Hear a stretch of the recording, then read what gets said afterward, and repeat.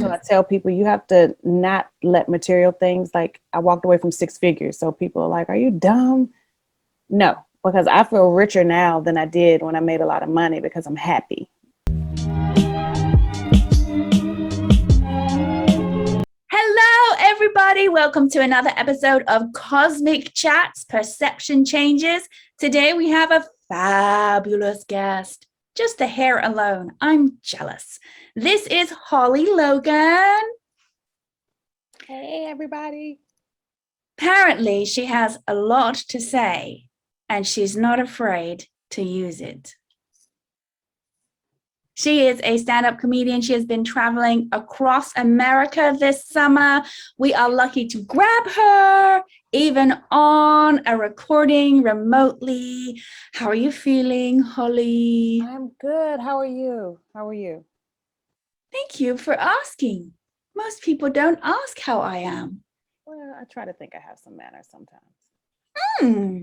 We're going to remind everyone, thank you for always tuning into the channel, like and subscribe. And we want to create a community because if you have your own channel and you need a little bump, write a comment that you do and that you're subscribed, and we will go over to your channel and put a little note in one of your videos and show the love. That's what we're all about. But let's get down to perception changes. And the first question, which is now overtaking ink blots. I foresee, how would you describe the taste of a banana to someone who's never eaten one? Yellow. And out. Okay, so there we have yellow. No, the taste will be textury sweet. Textury sweet. So it could be anything from a carpet to a piece of coal. But it's sweet. Sweet coal. Sweet coal. That's a diamond. There you have it. That is a diamond, which I don't have. No, but I have diamond-shaped earrings. Yes. I'm on my way.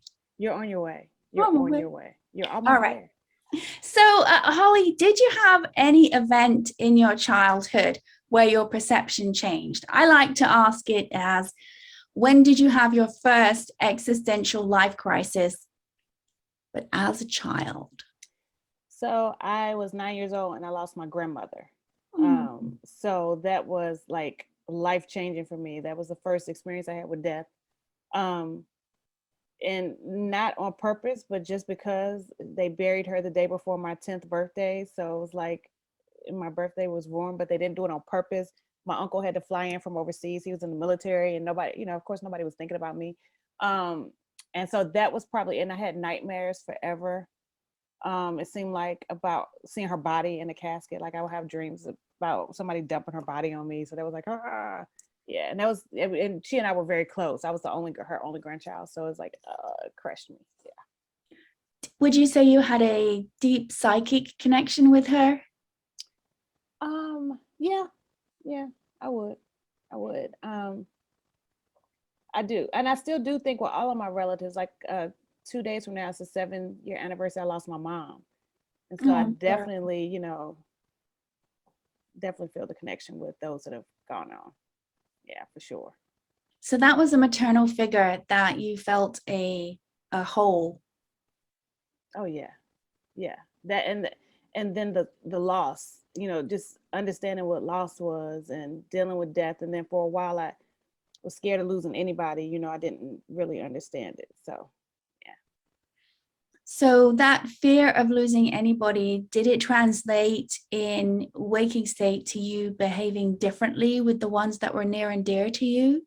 Yeah, for a while I had some behavior problems because I was a little bit more like standoffish. Like I was not mean to the ones that I love the most, but just like a fear of let myself get closer because who says you're not going to leave me too, kind of thing. So right. And this is a pattern that many, many people do, which is protecting yourself, also becoming like ice queen. Yeah. Because then I won't feel the deep, deep emotions of loss of love, Yeah. Yeah. right? Did you find that then translated as you got older when it came to dating? I guess I never really thought of it that way, but I guess I do not like to lose someone in a relationship. Yeah, it's painful. And I haven't had many serious relationships. Maybe that's why, because I just don't like that part of it. So maybe I never thought of it that way. Is that when it comes to letting them go, you have a harder time, or is it actually letting someone in? Letting them go once they're in. So it's kind of like that spider web. Once you're in, you're in. Yeah. And I don't want to lose. Yeah. And so I'd rather be single than to lose. So yeah. And you feel that you may have stayed in relationships a little too long as a result? Probably. But nothing unhealthy. Oh, no, not unhealthy. No. I beat the crap out of somebody. No.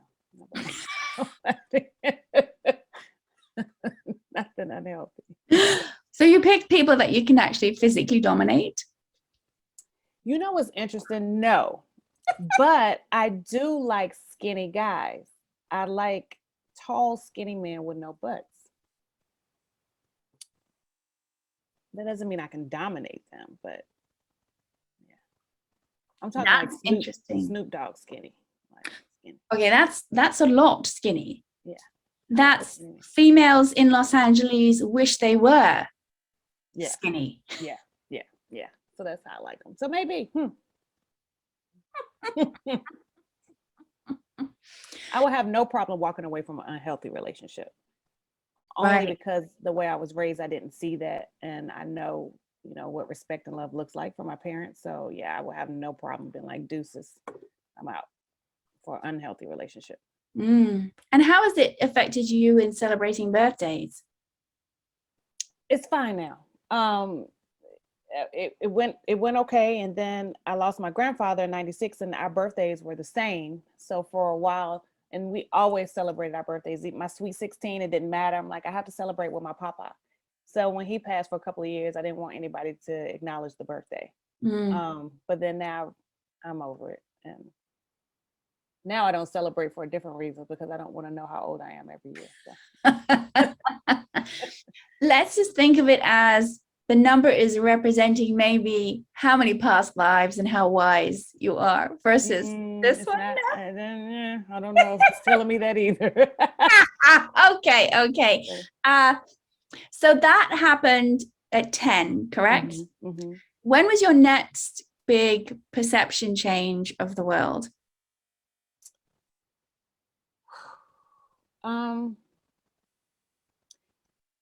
At 18, I had my suicide attempt. And so I think my perception of the world changed then because of how some people reacted to me, as if I had the plague or I was just like totally off my bonkers. And I think that's when the world changed for me. I didn't have a perfect life, but my parents did. They didn't shelter me from things, but it's just I didn't deal with a lot of adversity. And so dealing with adversity didn't work well for me. So I didn't want to deal with it. So I decided to try to take my own life, which is actually comical now. I use it in one of my comedy sets on how it all worked out. But I did have to spend a few days in the psych center, of course. And so then a lot of my friends kind of pushed away from me because I was crazy. And did you have other people come towards you as well? Yeah. My core friends for sure did. And family, of course, came. So that was a perception change of an action that you took that scared people. It cannot be, it's not contagious. Suicide is not contagion. When your perception changed, did you have an underlying cognition about people who moved away from you as to why people would do that? After I realized that it really wasn't me, yes. I'm like, that's their ignorance, honestly. Like, that's the time you want to come around somebody more and and love them. So yeah, I did. And before you realized it wasn't you, you internally. I internalized it like something is wrong with me, you know. That moment did change my perception on mental health as well, though. So I'm a big advocate for mental health Mhm. because of that. Yeah. Now, how do you help ground yourself to put you in a good state of mind? Do you have a practice that you like to do? I believe in therapy, 110,000%. Believe in therapy. I like to exercise, even though it doesn't look like it right now because I've gained weight because I travel so much. But exercising is big for me. Like I am in such a great space when I exercise. So yeah, and doing what I love. Like I walked away from corporate America last year, and ever since then, it's just been amazing. Like all these doors open. And so Mm, I tell people you have to not let material things, like I walked away from six figures. So people are like, are you dumb? No, because I feel richer now than I did when I made a lot of money because I'm happy, you know. And so you have to be able to recognize the things that are making you unhappy and get away from them no matter what. Like, mhm, no matter what. So, mhm. I'm going to pick up on a couple of things in a moment, but I did want to remind people about the ebook we have, Vedic Meditation Stories, because there are stories of individuals who attempted suicide in there.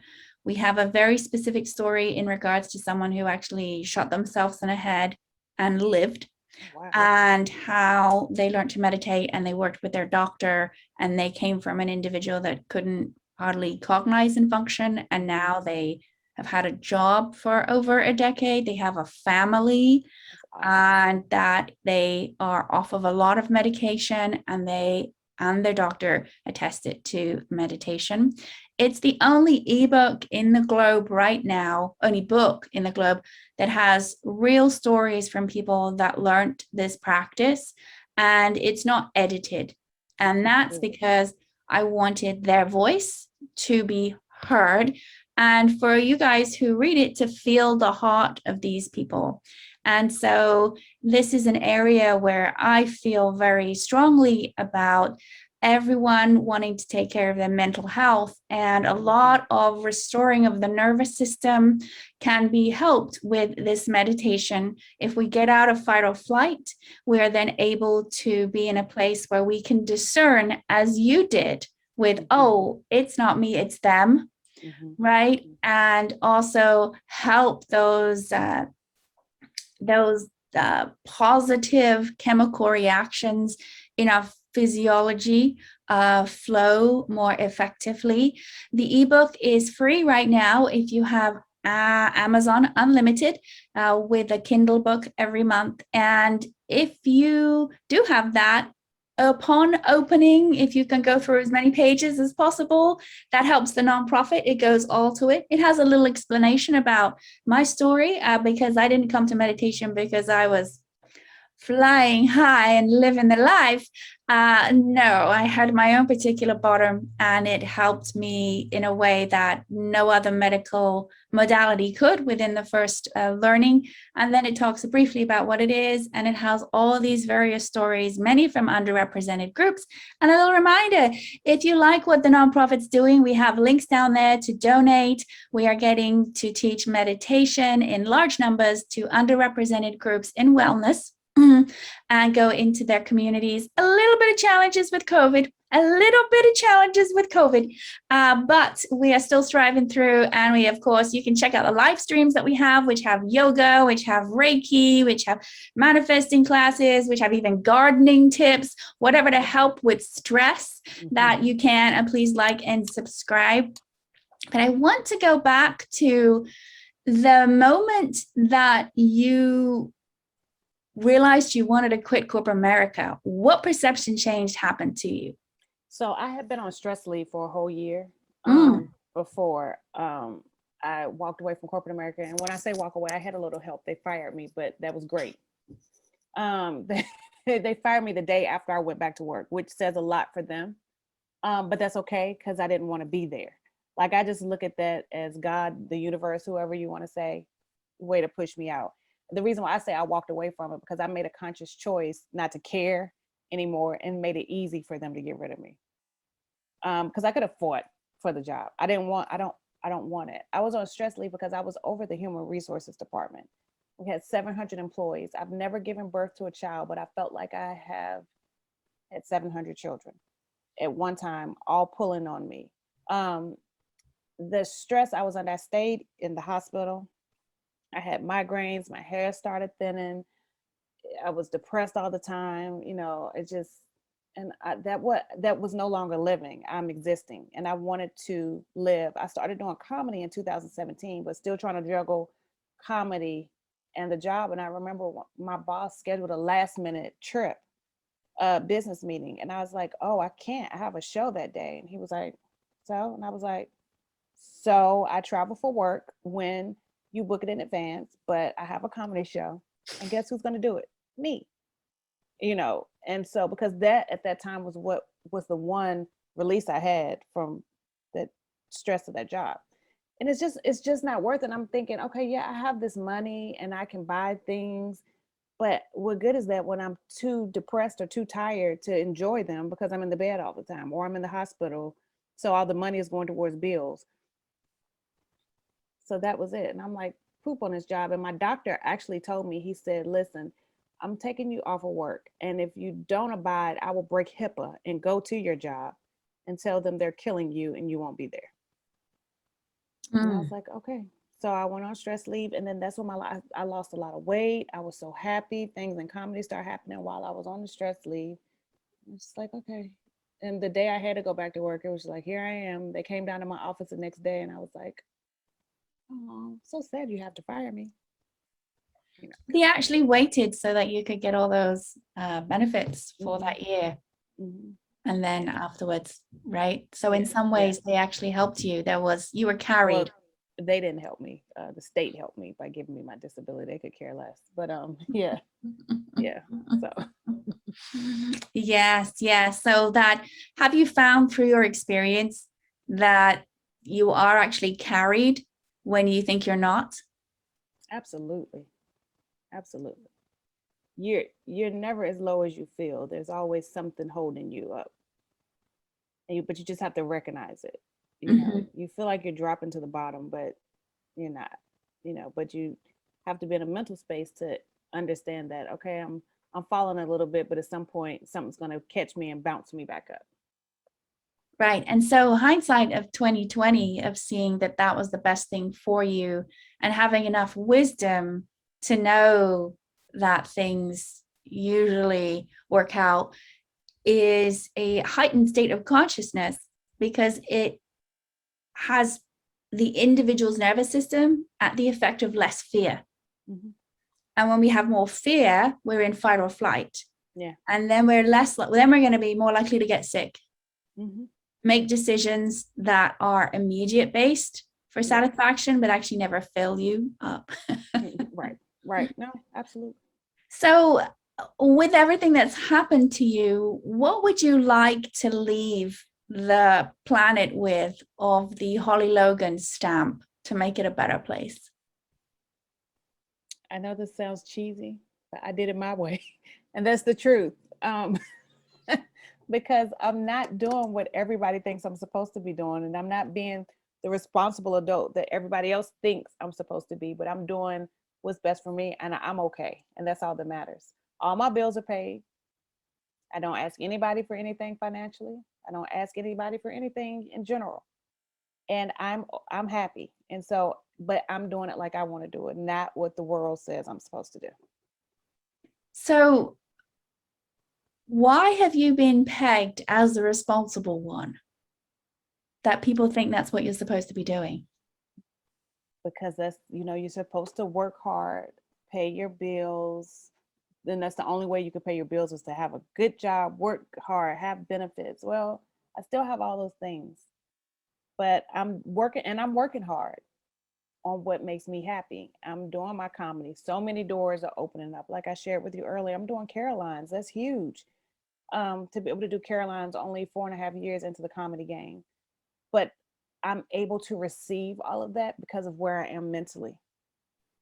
And because I'm walking on faith and doing what I believe is the right steps for me. I may not see all the immediate gratification, but I know it's there and it's up to me to reach it. I can't reach it if I have all these forces. So I think the the the world in itself makes us think that, you have to hold down this 9 to 5 job.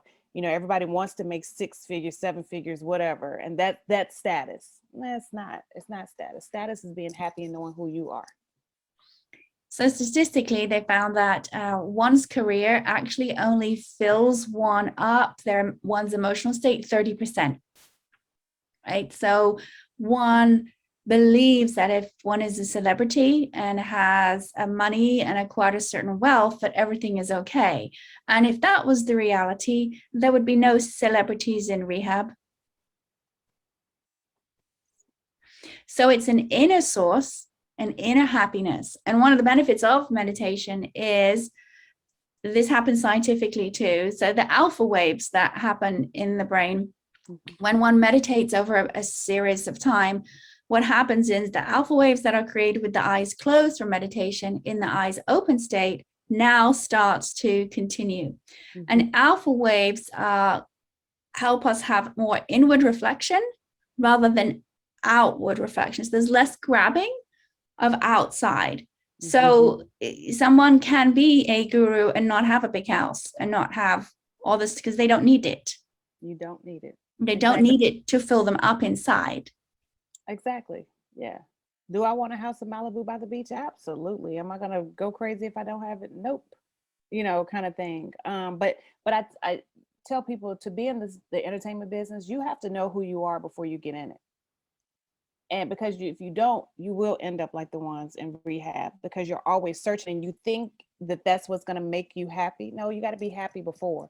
You got to be happy and content, know who you are, know what matters to you and what's important. And then that celebrity can't change you.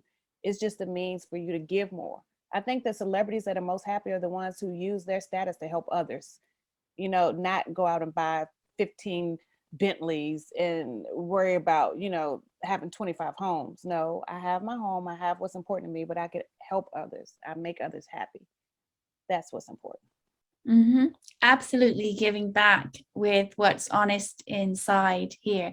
And speaking of that, if you ever happen to want to volunteer with Aware Meditation Inc., we are hoping to start teaching globally.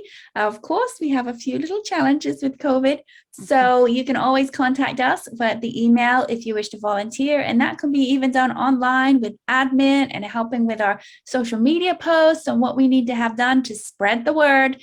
And again, we want to make sure this is reaching out to individuals who never had an idea or maybe get scared with this word meditation. What we really teach is a self-sufficient practice that gets the nervous system from fight or flight to restorative, and teaches you how to do it over a series of a few sessions, that you can do it on a flexible schedule. You're not going to have to change your diet. You're not going to have to change who you are. In fact, you're going to be closer to who you really are. And not everybody knows about that. So it's a technique that will actually help you have better cognition, go down inside. And the results are what we think meditation is, like calmer. Why? Because the mind isn't chatting so much, because that's stress. The mind is trying to protect the body. That's what the mind is trying to do. And if there is previous fight or flight programming, that's what it's going to come at you with. So if we had more people learning how to do this, even trying it, right? Even if you learn it, it's not your cup of tea. Those 4 days of learning it will do something. Yeah. They will do something and lead to something, right? But no thing, in the words of John Lennon, no thing is going to change your world if you are connected truly inside. We've had a beautiful, lovely chat with Holly. I am so impressed with you, and what a beautiful testimony of money don't fix you, the career doesn't fix you, getting connected to who you are, and maybe skinny men with tiny butts will change your life. And I like to say one thing, if you don't mind, especially in the African-American community, I will say a lot of people look at meditation as being anti-religious.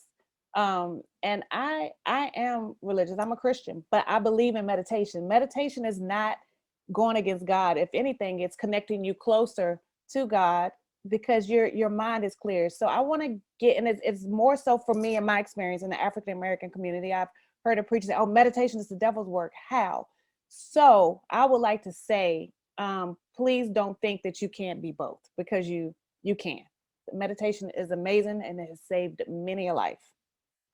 Thank you. Thank you for saying that. Absolutely. There is no belief required. I know I did not believe this would work. I tried all kinds of meditations. I actually learned from an African American lady. I went down to Baldwin Hills all those years ago and learned from her. And the first day I was like, this is nuts. This is mad. She showed me a video about how it helped African Americans reduce blood pressure. And I was like, I don't know, why is she showing me this? I don't know. And I came back and I tried it on my own. It seemed horrible, lots of thoughts. And then I lay down for my 3-hour nap, which I had to do because I was in chronic pain. I couldn't sleep at night. And within 5 minutes or so, I sat up because my body didn't need to go to sleep.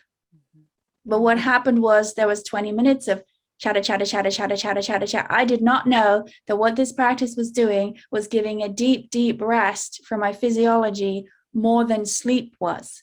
Yep. And I was an example. And in 2014, there's a lovely study with the University of Oslo and Sydney. And all they did was put people under an MRI and told them, do your meditation. And what they found were non-directive practices like this.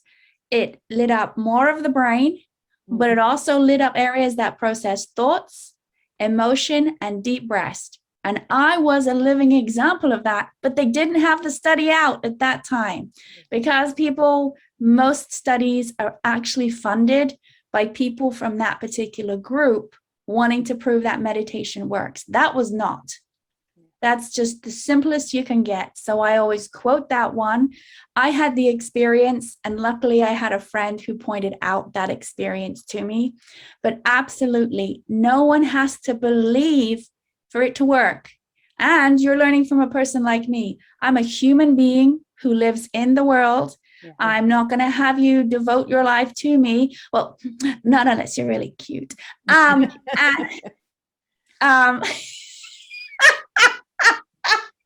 You hear that? That's a plug. Who needs Tinder? Who needs Tinder? No, I think we should call it guru something like, or where it's not like, I don't know. It's more about mental connection. Yes. I don't know. I mean, I can't use the word banter, but something like, like that, like, because I'm more interested in who's in a home up here. Right. Yeah. Right. Like, because that's more intriguing to me. Who's going to challenge me, like mentally and spiritually? But yes, so there I am learning from an African-American woman who actually was part of a group of African-American teachers of this meditation, trying to bring it out to more people. Yeah, wow. I discovered that she has actually passed on. I discovered this when I was getting the ebook ready. And it's not a coincidence that very early on, she was sending me information about spiritual events or about being a teacher. And I have developed a nonprofit to bring the meditation in the communities of underrepresented groups. So she is definitely with me. Yeah, I was going to say she is living on through you and your works. Absolutely. And she would be smart enough to know that it doesn't matter if she is an African-American woman and I'm a white limey, to know that it transcends. It's the spirit that connects through. Absolutely. So here's a little shout out to Maria Claiborne for her presence and what she taught me. Yes. Well, thank you. I've had a great time with you today. Thank you. And if you loved Holly, put some love in the comments. We want to have her back. We're going to have links to where you can find her at. And if you have questions for her. And with that, we'll say thank you for joining in to hear about her perception change and cosmic chats. And don't forget to subscribe. Bye.